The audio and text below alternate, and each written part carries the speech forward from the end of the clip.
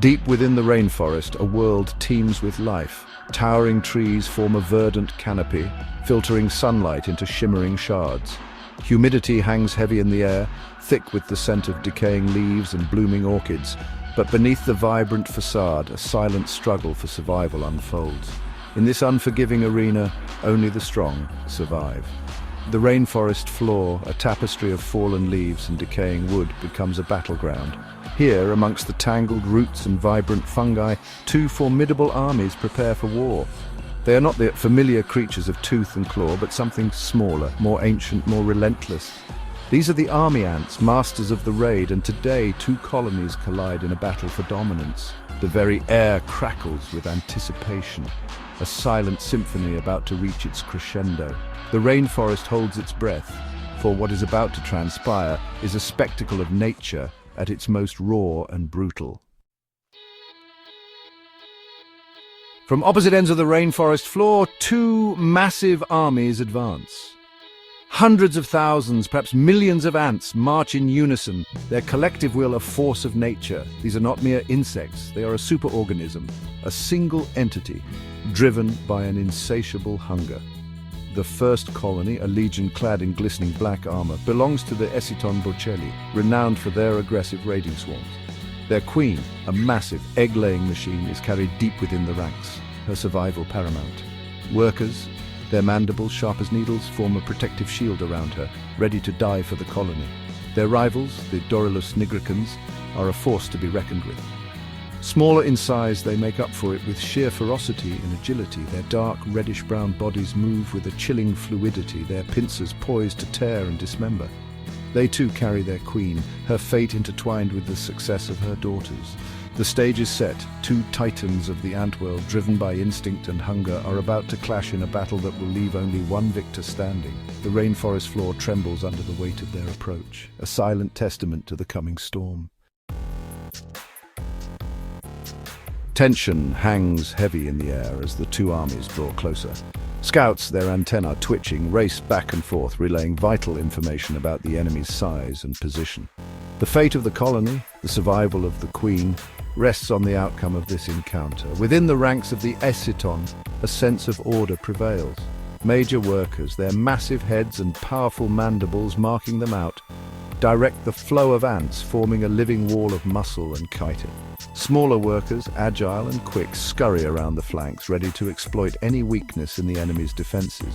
The Dorylus, on the other hand, seem to be chaos incarnate. Their movements are a whirlwind of darting attacks and rapid retreats, their smaller size allowing them to weave through the undergrowth with ease. They rely on speed and surprise, their ferocity amplified by their unpredictable movements. As the distance between the two armies closes, the air crackles with anticipation. A few early skirmishes erupt, testing the enemy's defenses, probing for weakness. The rainforest floor, moments ago a scene of serene beauty, is now poised on the brink of all-out war. The first wave of Essiton crashes into the Dorylus ranks like a tidal wave. Massive mandibles snap shut, crushing exoskeletons and severing limbs. The Dorylus, taken aback by the sheer force of the attack, momentarily falter, but their retreat is short-lived. With astonishing speed, the Dorylus counterattack. They swarm over the larger Essiton, their smaller size allowing them to reach vulnerable points between the plates of their armor. Stingers flash, injecting paralyzing venom, while razor-sharp mandibles tear into the Essiton's soft underbellies. The rainforest floor becomes a chaotic maelstrom of snapping jaws and flailing limbs. The air is thick with the scent of formic acid, a pungent cocktail of fear and aggression. The ground is littered with the casualties of war, a grim testament to the stakes of this struggle for dominance. As the battle rages, both colonies deploy their unique strategies. The Essiton, relying on brute strength and organization, form living bridges with their bodies, allowing their comrades to cross over obstacles and attack from unexpected angles. Their massive majors act as both battering rams and defensive shields, their presence sowing fear and confusion amongst the enemy ranks. The Dorylus, masters of guerrilla warfare, use their agility and speed to their advantage. They launch hit-and-run attacks, darting in to inflict damage before disappearing back into the undergrowth. Their smaller size allows them to exploit gaps in the Essiton's defenses, targeting vulnerable points with surgical precision. The battle ebbs and flows, each side gaining the upper hand only to be pushed back by a ferocious counterattack. The casualties mount, the rainforest floor slowly turning into a graveyard of shattered exoskeletons and severed limbs, yet neither side will yield. The survival of the colony, the continuation of their genetic legacy, is worth any price. In the aftermath, the victors and the vanquished. As the sun begins to set, casting long shadows across the rainforest floor, the tide of battle begins to turn. The Dorilus, their smaller numbers taking their toll, begin to falter. The Essiton, their superior strength and organization, finally press their advantage, driving their exhausted foes back. One by one, the Dorilus fall. Their queen, separated from her protective guard, fights valiantly but is eventually overwhelmed by sheer numbers. The Essiton, their victory hard won, waste no time in dispatching the remaining defenders, their mandibles stained with the blood of their enemies. The rainforest, silent witness to the carnage, slowly begins to reclaim the battlefield. The scent of formic acid, once overpowering, dissipates into the humid air. The victors, their exoskeletons gleaming under the setting sun, begin the grim task of gathering the spoils of war, their fallen comrades and the precious larvae of their vanquished foes. A rainforest reborn, the ecological impact of the battle. Though brutal and unforgiving, the battle between the ant colonies is not a senseless act of violence. It is a vital part of the rainforest ecosystem, a dance of life and death that has played out for millennia.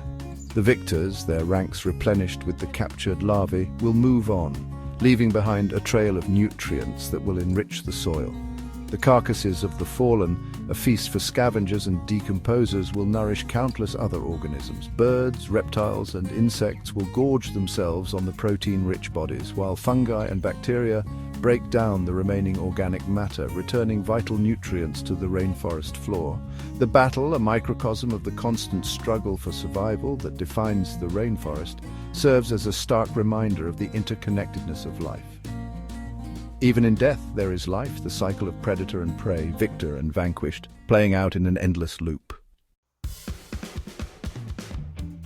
Nature's gladiators, the resilience of army ants. The army ants, survivors of an ancient lineage, are a testament to the power of adaptation and the relentless drive of natural selection. Their brutal efficiency, their unwavering commitment to the colony has allowed them to thrive in one of the most challenging environments on Earth. Their nomadic lifestyle, their ability to dismantle their bivouacs and reform them at a moment's notice, makes them masters of their domain. They are the apex predators of the rainforest floor. Their every raid a symphony of coordinated chaos, their every victory a testament to the strength of collective will. Their battles, though seemingly destructive, are but a single brushstroke in the grand tapestry of the rainforest. They are a reminder that nature is neither kind nor cruel, but simply indifferent to the struggles of its creations. Yet amidst the carnage and chaos, life persists, resilient and ever-evolving. A legacy of conquest army ants' place in the rainforest. As darkness descends upon the rainforest, a sense of peace settles over the battlefield. The victors have moved on, their hunger momentarily satiated. The vanquished are gone, their sacrifice a grim but necessary contribution to the delicate balance of the ecosystem.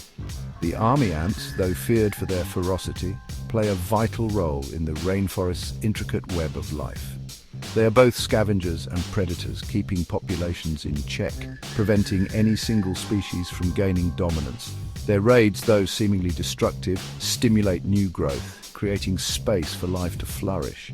They are a reminder that even in the darkest corners of the rainforest, life finds a way, and that even the smallest of creatures, when united by a common purpose, can achieve extraordinary things.